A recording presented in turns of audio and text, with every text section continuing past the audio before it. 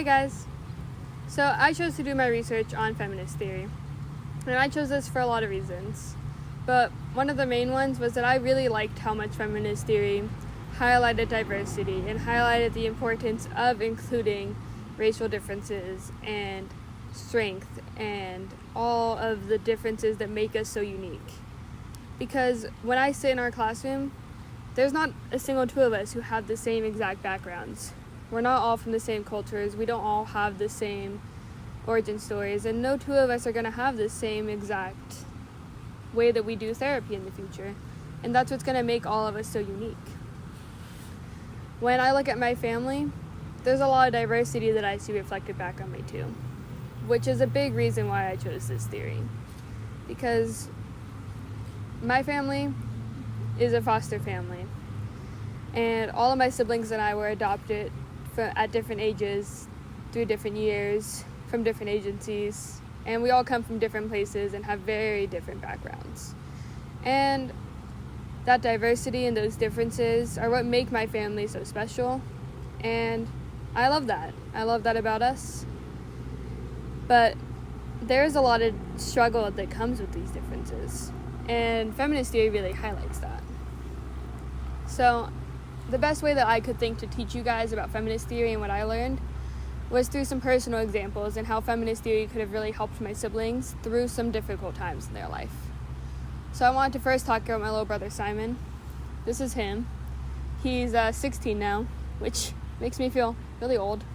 He's a big nerd. He's about as much of a 16-year-old boy as you get. He really likes goats and chickens, and he wants to have them in the house. And unfortunately, he can't, which is sad for him.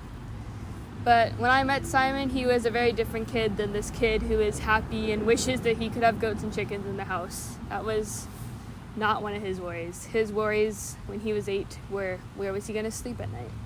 Who was going to feed him? Would he have love? Because when I met Simon, he was actually on his way to a juvenile detention center where he was going to spend the rest of his life until he turned 18. And after that, who knew what would happen to him? All because some social workers determined that Simon was unadoptable. And what made them come to that decision was that Simon had been in 13 different foster homes by the time he was 8. Now, was that Simon's fault? My family and a feminist therapist would have both agreed to say no.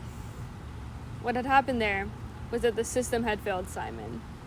Because more than likely, most of us would have some behavioral issues if we didn't know what was going to happen next, if we didn't know where we were going to sleep at night, if we didn't know who was going to be the next person to hurt us. That could lead through a lot of behavioral problems.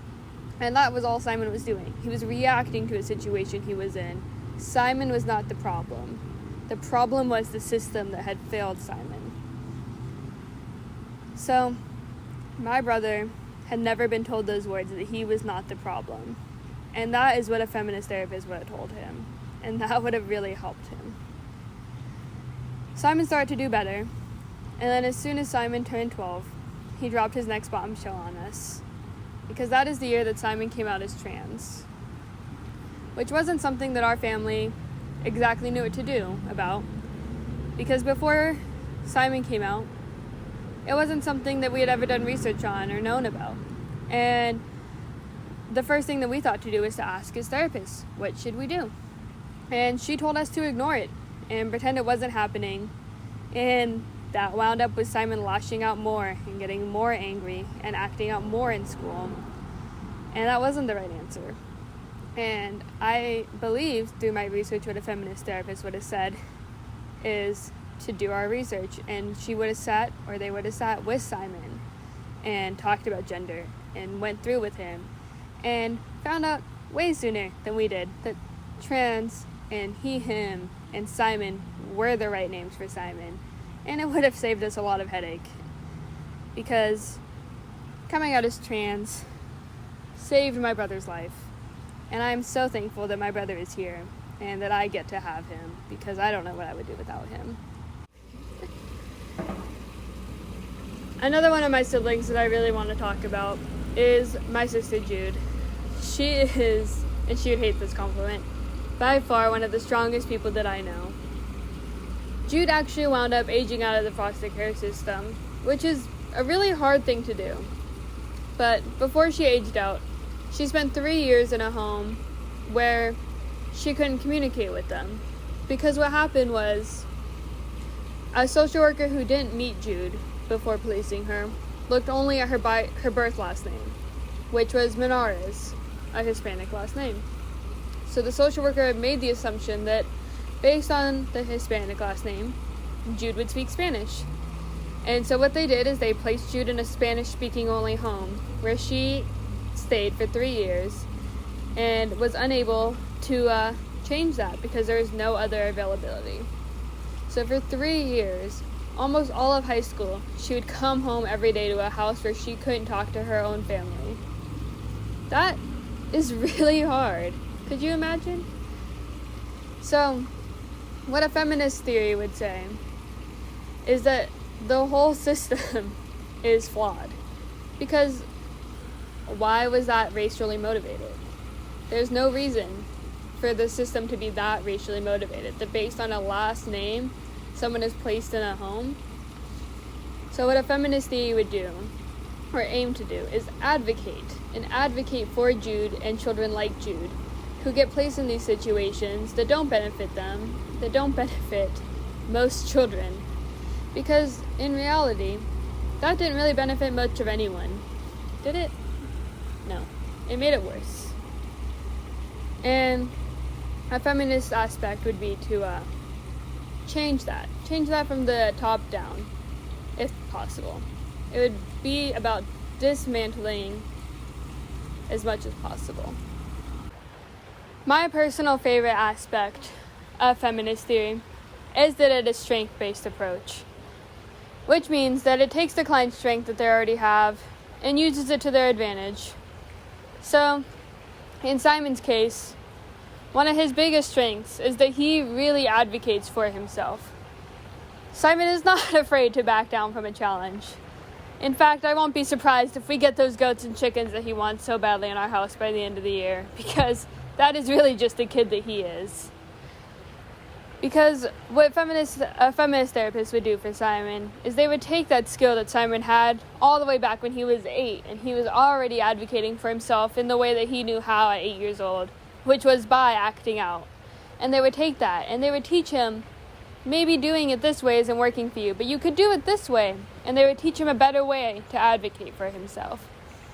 Or my sister Jude, who is so kind and so caring for others. But sometimes that gets her in trouble because she'll let her needs go unmet. In the case of going unmet for 3 years and living in a home where she can't communicate. A feminist therapist would really work with her on advocating for herself and would really work with her on standing up and setting boundaries and focusing on herself. Because that wasn't fair for her. And that wasn't fair for really anyone involved, because I'm sure that family would have loved to know Jude because she's great. She really is great. So, a big part of feminist therapy, or feminist theory, is being anti-racist and advocating from the top up. And I'm sure that we're all aware of this past summer and the Black Lives Matter movement and how that was really impactful. And a feminist approach to that would really showcase how that movement is really strong and impactful and brought a lot of awareness to situations that were really impacting people from years ago. So I think that was the kind of advocacy that a feminist therapist would have really liked.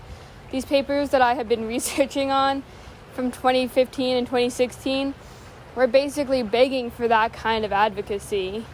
And I wonder what those researchers think now, because I'm sure that they would have loved that kind of advocacy and that kind of spotlight being put out. But the work is not done.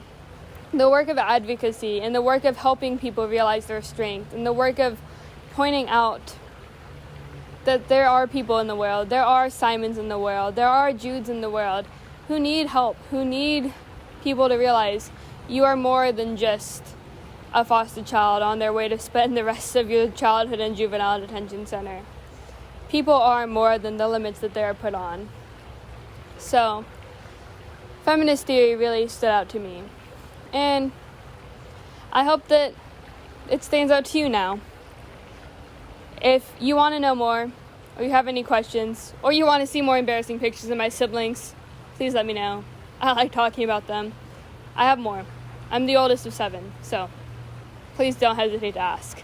But yeah, feminist therapy is pretty cool, and I hope that you guys enjoyed. Thank you so much.